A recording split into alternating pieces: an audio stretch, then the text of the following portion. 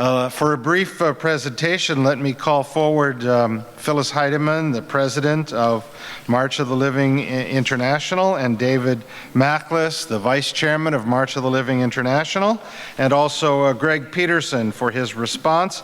He's the co-founder of the Robert H. Jackson Center.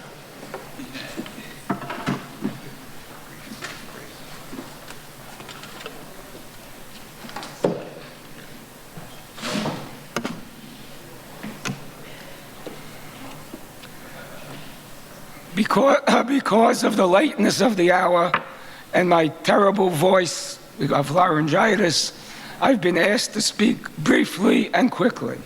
I will do my best. My intention was to speak about the March of the Living and its link to Robert H. Jackson and the Robert Jackson Center that was established in 2001 to honor and continue the legacy of Justice Robert H. Jackson. We heard before, the wrongs which we seek to condemn and punish have been so calculated and so devastated that civilization cannot tolerate them being ignored because it cannot survive them being repeated. They indeed have been repeated, but also have been ignored in greater and greater numbers. The ADL 2014 100 study, surveying people from 100 countries around the world, only 54% of those people polled globally have ever heard of the Shoah. But it gets even worse than that. Among those who have heard of the Shoah, 32% believe it is either a myth or has been greatly exaggerated. Being ignored assures they're being repeated. And that is why the March of the Living exists, to ensure that they are not ignored for the betterment of humankind. Justice Jackson indeed recognized that the Holocaust is not a Jewish issue, but it is a universal issue. We must learn from the past so that a more tolerant and just society will evolve for all humankind.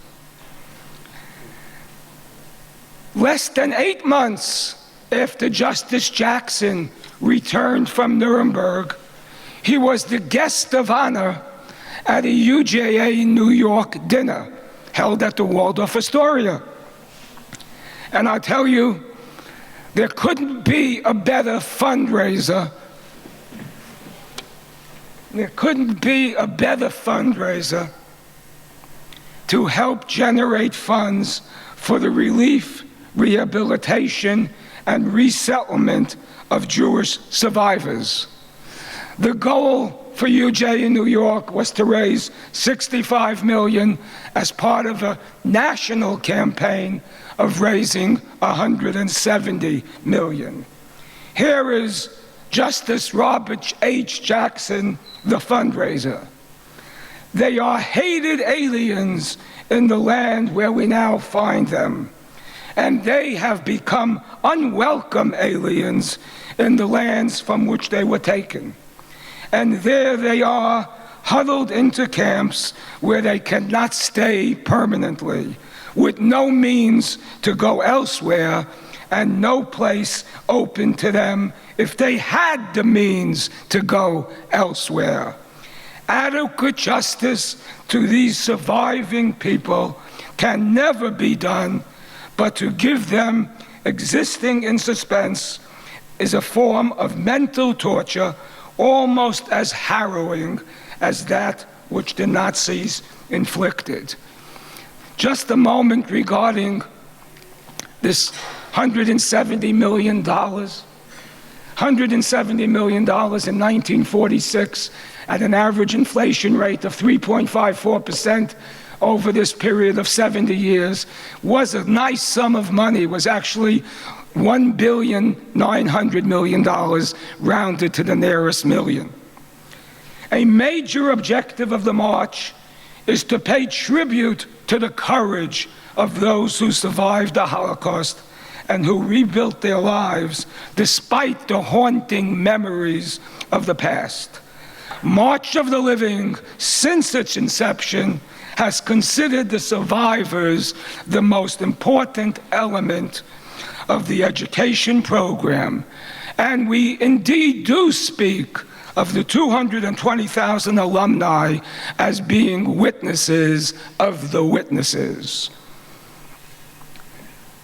Continued briefly at this dinner and this fundraising event, Justice Jackson said, "The record of their persecution, enslavement, murder, and extermination is the blackest chapter in modern times. You know that anti-Semitism did not surrender in Germany. It is still virulent and ready when it dares to pursue the remnants of Jewry left there. You know, too, that anti-Semitism is not confined to the German side of the line, and that it afflicts those who live elsewhere in the world." Could that not be said today? Could that not be said today? Professor Elie Wiesel, as a keynote speaker at the March of the Living, made this profound statement: "We were convinced that anti-Semitism perished here. Anti-Semitism did not perish here. Its victims perished here." That same ADL study indicated 2 years ago, that study, 26% of the world's population indeed harbors anti-Semitic attitudes. The March of the Living strives to inspire our participants to commit to building a world free of oppression and intolerance, a world of freedom, democracy, and justice for all members of the human family. It is indeed most appropriate that we honor today the Robert H. Jackson Center for perpetuating the memory and legacy of Justice Robert H. Jackson for his legendary work in implementing justice with fairness and decency. That is the magnificent double entendre of Justice Jackson. Thank you.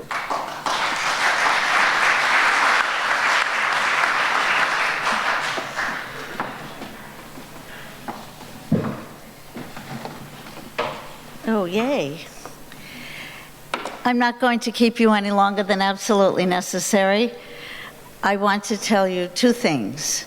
We at the March of the Living, I think you've gleaned today, those of you who are first-time visitors and participants, we are dedicated to the memory of our ancestors, to the memory of our past, to the memory of the acts against us and for us, on a positive note.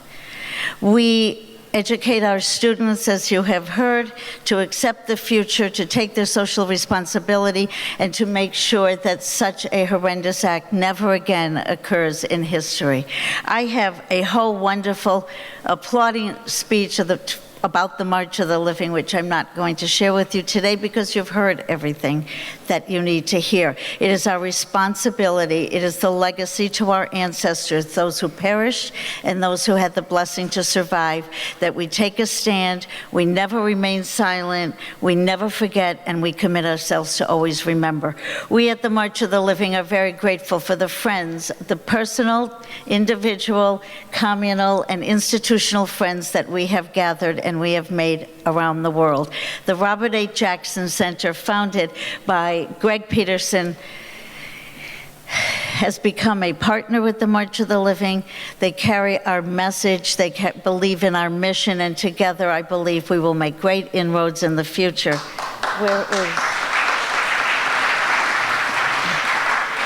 Greg, most of us in the room are very aware that the shofar is a call to action.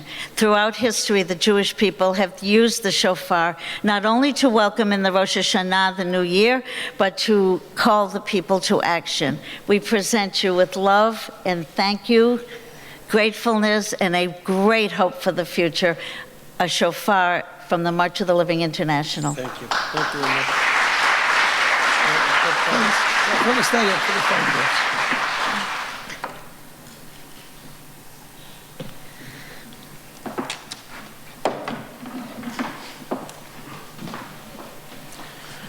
Oh, to Mrs. Heidemann, Dr. Macklis, and all the representatives of the Raoul Wallenberg Center for Human Rights and the university officials who have hosted this amazing event. Good news, Dr. Macklis called me a week ago, and he said, Greg, I got to remind you that the mind can absorb only what the rear can endure. So you have all of 5 minutes or less. So I'm going to take that to heart.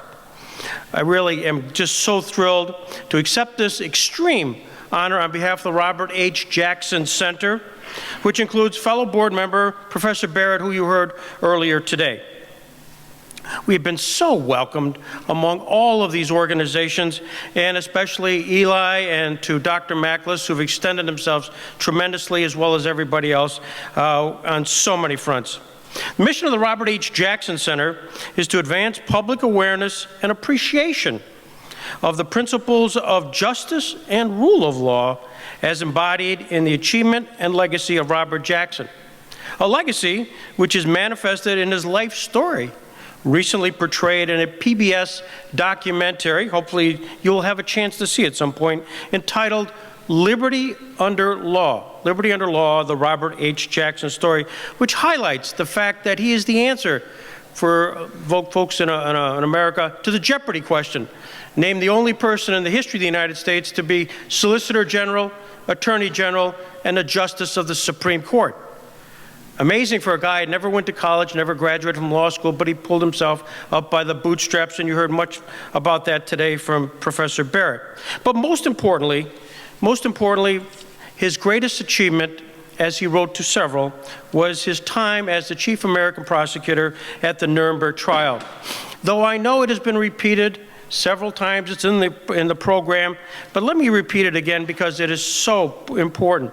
That four great nations, flushed with victory and stung, that four great nations flushed with victory and stung with injury, stay the hand of vengeance and voluntarily submit their captive enemies to the judgment of the law is one of the most significant tributes that power has ever paid to reason. When it came to crimes against the Jews, he was the first to go out of its way to highlight this. And he said, "Let there be no misunderstanding about the charge of persecuting Jews. What we charge against these defendants is not those arrogances and pretensions which frequently accompany the intermingling of different peoples and which are likely, despite the honest efforts of government, to produce regrettable crimes and convulsions. It is my purpose to show a plan and a design to which all Nazis were fanatically committed to annihilate all Jewish people. These crimes were organized and promoted by the party leadership, executed and protected by the Nazi officials, as we shall convince you by written orders of the secret state police itself. The persecution of the Jews was a continuous and a deliberate policy." This speech, followed up by the evidence which was presented at the Nuremberg trial, certainly lays hollow any effects and opportunity of a Holocaust denier. Robert Jackson lived a life.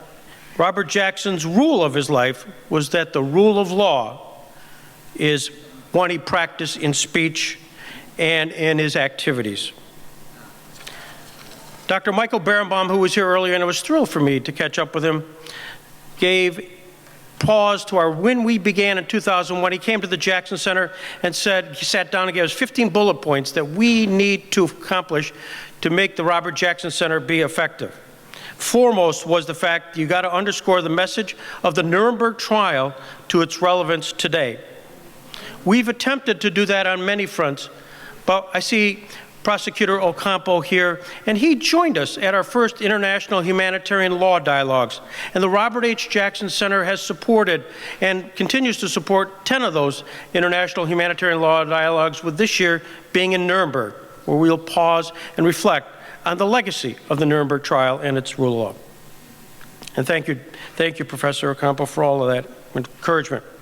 We look forward to enhancing the mission of the Robert H. Jackson Center by collaboration with many of the organizations which I've had the opportunity to meet, to help them in fighting indifference, racism, injustice, and advancing the high standard of recognition of the rule of law. As Justice Abella said, it's the just rule of law. The Robert H. Jackson Center envisions a global society where the universal principles of equality, fairness, and justice prevail. On behalf of the Robert H. Jackson Center, I want to thank you. I want to thank the March of the Living and all the related entities for all that they have accomplished and providing us with this extraordinary award, and we look forward to living up to the highest mission and standards of everyone here. Thank you very much.